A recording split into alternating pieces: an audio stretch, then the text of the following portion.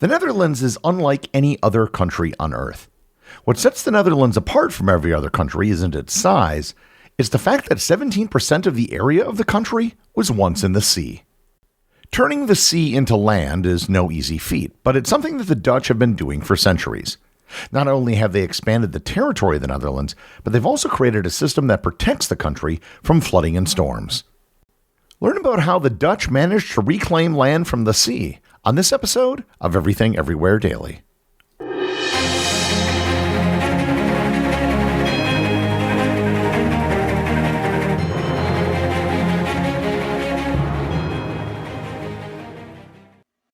This episode is sponsored by Quince.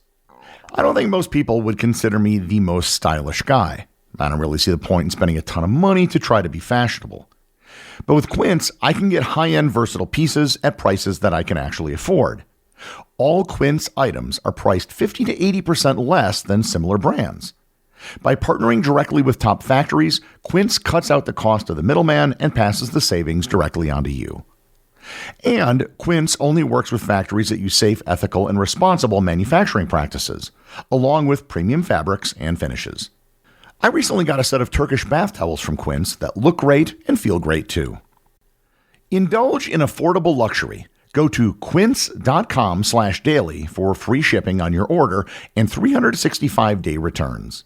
That's QUINCE.com/daily to get free shipping and 365-day returns. Quince.com/daily. This episode is sponsored by the Up First podcast. Breaking news is broken. You're constantly doom scrolling on Facebook, Twitter, or TikTok to get the latest updates so you don't miss anything. If this sounds like you, I recommend that you listen to the Up First podcast by NPR. NPR's Up First provides the top 3 news stories to start your day. With digestible 10 to 15-minute episodes, it's all the news you need so you can get back to your life feeling informed while preserving your sanity, letting you get ready, make breakfast, or go to work. From politics to economics and both national and international news, Up First is the go-to daily habit for the news consumer who wants to stay informed but is forever strapped for time. With Up First, you can start your day a little more in the know than you were when you went to sleep. Up First is the cure you need for your news fatigue. It lets you stay informed of the top stories while allowing you to spend the rest of your day on things more productive or more enjoyable. Listen now to the Up First podcast from NPR. There's an old saying in real estate that you should buy land because nobody's making any more of it. And that's mostly true, but it's not totally true. You can actually make more land. It's just really difficult and expensive to do. Reclaiming land is something that's been done in many places around the world, albeit usually on a pretty small scale. This will often just be reclaiming land the size of a park or maybe an airport or a housing development. This is usually done by moving topsoil, silt, or sand, piling it up, and then building stuff on top of it. That, of course, is a vast oversimplification, but that is the rough method for how it's done. Land reclamation in the Netherlands has been done at a much larger scale and in a totally different way. To understand what the Dutch have done, we need to understand the Netherlands' geography. The first important thing to know about the geography of the Netherlands is that the country is really flat. And it isn't just flat. It's flat with about 50% of the country at, near, or below sea level. Much of this has been caused by agriculture over the centuries due to a phenomenon called peatland subsidence. Peatland subsidence occurs when peat-rich soils, which are naturally waterlogged, are drained for agriculture or developed. As the water is removed, the peat becomes exposed to oxygen, leading to oxidation, decomposition, and compaction. This process causes the land to shrink and sink over time, sometimes by several centimeters per year.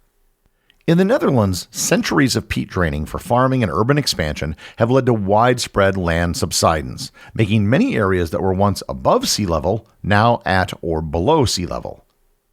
Another important fact is that the Netherlands has approximately 450 kilometers or 280 miles of coastline along the North Sea, making it highly vulnerable to storm surges. And finally, the Netherlands is the drainage basin for several major European rivers. The Rhine River, the Meuse River, and the Scheldt River are three of these large rivers. These rivers create a dense delta system emptying into the North Sea. Seasonal high river discharges from rainfall or snowmelt can cause flooding, especially in the winter and spring. So you have a very low area with lots of water coming in the form of rivers and potentially a lot of water coming in from the North Sea in the event of a storm. Historically, much of what is now the Netherlands was a soggy mix of marshes, peat bogs, and flood-prone river deltas. At this time, the Netherlands had a large inland sea known as the Zuiderzee. As early as 500 BC, settlers built terps, or artificial mounds, to raise homes and farmland above flood levels. These were small-scale efforts by Frisian and other coastal communities in the region. The Romans, who occupied southern parts of the region, introduced basic hydraulic engineering, such as ditches and small embankments, to drain wetlands for agriculture. As the population grew in the 9th century, communities began constructing primitive dikes, which were just earthen walls to protect farmlands from tides and river floods. These early dikes were often breached, but they marked the start of proactive water control. Starting in the 11th century, the Dutch dug peat for fuel, inadvertently lowering the land as it dried and compacted. This made flooding even worse, requiring even better defenses. Larger dikes created the first polders, which was land reclaimed by draining water from behind the dikes. At the time, this process was labor-intensive, using shovels and buckets to dig drainage ditches. It was during the 13th century that the Dutch wooden shoe, or klompen, was first created. The reason for the use of wooden shoes was because of the water. Unlike leather or cloth shoes that would rot when they got wet, wooden shoes simply held up better. To coordinate efforts, local waterschappen, or water boards, emerged around 1250. These democratic bodies, among the oldest democratic bodies in the world, saw dike maintenance and water management, spreading costs and expertise to localities to coordinate efforts. And to all my Dutch-speaking listeners out there, I apologize for the pronunciation. The introduction of windmills in the 1400s revolutionized drainage. Initially used for grinding grain, they were adapted to power scoop wheels and Archimedes screws, lifting water from polders into canals. The Kinderdijk windmills, built in the 1740s, were based on earlier designs and are a famous example. If you ever want to see authentic Dutch windmills, Kinderdijk is by far the best place to do so. It's located just outside the city of Rotterdam, and it's easy to reach by water taxi from the city.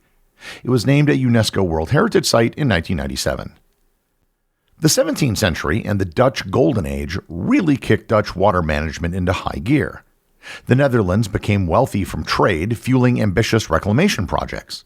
Merchants and cities funded these efforts to expand arable land. The Beemsterpolder, completed in 1612, was such a landmark. A lake north of Amsterdam was drained using 43 windmills, turning it into fertile farmland. It was a model of precision with geometric layouts that are still visible today. I actually visited the Beemsterpolder several years ago and was shocked at how similar it was to my home state of Wisconsin. There's a thriving dairy industry there, and the similarities were kind of shocking. The Beemsterpolder was named a UNESCO World Heritage Site in 1999. The thing with polders is that while they provide land for agriculture, it isn't something you can just create and then forget. Polders need constant maintenance because they're under constant threat of flooding. Water needs to be pumped constantly, and in the event of a storm, they may have to pump a lot of water. Windmills grew larger and more efficient over time, often grouped in gangs to lift water in stages. By the year 1700, over 3,000 windmills were operating across the Netherlands. The 19th century brought steam pumps, which didn't rely on wind. The first major steam-powered project was the Haarlemmermeer, which was pumped dry from 1840 to 1852. It was a 170 square kilometer lake drained by 3 massive pumping stations. The Krukius pumping station, built in 1849, was one of the largest steam engines ever built. If you've ever flown into Amsterdam, you've been there because this is literally the location of the Schiphol airport. Steam pumps allowed deeper drainage, tackling areas that were previously too wet or too low. There is at least one steam pump still in operation today. The Woda pumping station has a steam pump built in 1920, and while it isn't one of the primary pumps anymore, it is still used if they need extra pumping power in a pinch. The Woda pumping station is also a UNESCO World Heritage Site. The late 19th and early 20th centuries saw a growing population and shrinking farmland, and reclamation became a national priority. The national government took a more active role in funding infrastructure. Canals were widened and dikes were reinforced with stone and brick. The 20th century saw industrialization and electrification, which increased polder creation and land reclamation. This era saw the Netherlands undertake some of its most ambitious projects, fundamentally reshaping its landscape and reinforcing its reputation as a global leader in hydraulic engineering. The Zuiderzee had long been a source of both economic opportunity and danger as storms routinely breached dikes and flooded farmlands. Plans to tame it had been floated since the 17th century, but it wasn't until the catastrophic flood of 1916 that the government committed to action. Engineer Cornelius Lely's vision, first proposed in 1891, gained traction. It was to enclose the Zuiderzee with a massive dam and drain parts of it for new land. Construction of the Afsluitdijk began in 1927, a 32-kilometer marvel of concrete and clay that stretched from North Holland to Friesland. This is also one of the top attractions in the Netherlands if you ever get a chance. It truly is a wonder of engineering. Completed in 1932, it turned the saltwater Zuiderzee into the freshwater IJsselmeer, a lake that could be controlled and then partially reclaimed. And this wasn't just a defensive move, it was also an offensive one aiming to create more space for agriculture and resettlement. Reclamation of the IJsselmeer began as soon as the Afsluitdijk was completed. Then came the 1953 North Sea flood, a disaster that redefined Dutch water management. On the night of January 31st, a storm surge overwhelmed the dikes in the southwest, drowning over 1,800 people and flooding 9% of the nation's farmland. This shock spurred the Delta Plan, an audacious response to protect the Rhine-Meuse-Scheldt Delta. Rather than simply rebuilding higher walls, the Dutch engineered a flexible, interconnected system of dams, sluices, and storm surge barriers known as the Delta Works. Construction spanned decades from 1958 to 1997, with standout features like the Oosterschelderkering, a 9-kilometer barrier completed in 1986. Unlike the Afsluitdijk, this wasn't a solid wall. It was a movable gate that could close during storms but stay open to preserve the tidal ecosystem. The creation of the Delta Works and the Afsluitdijk in the 20th century also saw an overhaul of the Dutch approach to water control. Pumping stations grew more efficient, often running on diesel or electricity, and were paired with an intricate canal system to manage both drainage and irrigation. All of the reclaimed polders, however, brought new challenges. Subsidence meant that some sank as much as 6 meters below sea level, requiring constant pumping to keep them dry.